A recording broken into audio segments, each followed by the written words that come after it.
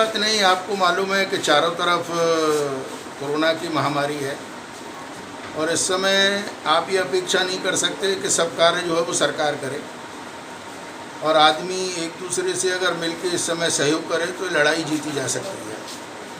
तो ये हमारे डॉक्टर राजू हैं। एक मेजर समस्या यहाँ चारों तरफ आ रही थी कि ऑक्सीजन की वजह से बहुत सी जानें जा रही थी। तो पहले तो हमने ये सोचा कि हमारी यहाँ न्यातबाड़ी है, हम इसमें एक 10-12 बेड डाल के एक कोविड सेंटर खोल दें। परंतु हमारे समाज के जो डॉक्टर हैं, हमने उनसे पूछा भाई आपको ये सेवा देनी पड़ेगी। तो उन्होंने कहा कि ये न करके हम पेशेंट को मेडिसिन दें, अगर जिसको ऑक्सीजन की कमी है तो उसे ऑक्सीजन प्रोवाइड करें, क्योंकि आदमी उसकी वजह से नहीं गुजरना चाहिए। उन्होंने कहा आइसोलेशन के लिए अगर किसी का घर बहुत छोटा है तो हम उनको कमरा प्रोवाइड कर दें। तो हमने ऐसे 8-10 कमरे भी रखे हैं कि अगर किसी का घर छोटा है, उसे आइसोलेशन में रहना है, तो एक बेसिक नीड थी कि आदमी को प्रिस्क्रिप्शन तुरंत मिले। तो हमारे यहाँ 4-5 डॉक्टरों की लिस्ट है, उनका नंबर है। तो जैसे ही कोई बताएगा मैं बीमार हूँ तो उसको प्रिस्क्रिप्शन लिख दिया जाएगा। डॉक्टर राजू के यहाँ से उसको फ्री में वो मेडिसिन मिल जाएंगी। अगर किसी को सडनली ऑक्सीजन की ज़रूरत है तो आपने देखा हमारे पास 4-5 छोटे सिलेंडर हैं, जैसे अभी लेके गए। हमारे पास बड़े सिलेंडर भी हैं और हमने इनसे कहा है कि आपको ऑक्सीजन की हम कोई कमी नहीं होने देंगे।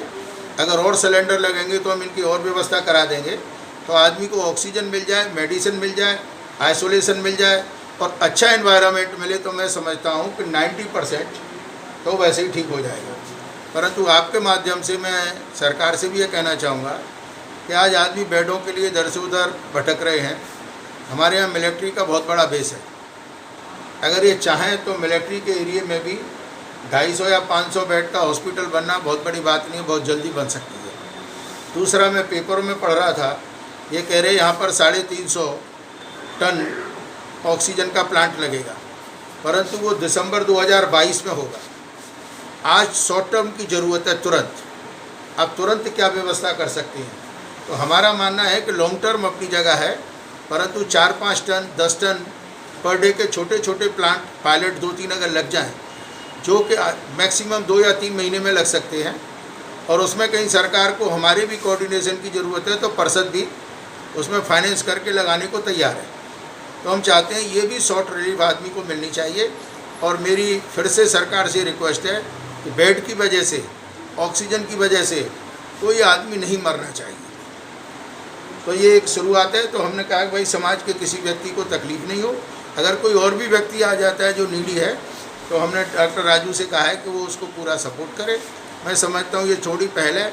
अगर सब आदमी, हम लोग लेक्चर न दे के अगर थोड़ा थोड़ा सहयोग करेंगे, तो मैं समझता हूँ इस समस्या से निदान हम लोगों को मिल जाएगा। चतुर्वेदी समाज के अलावा अन्य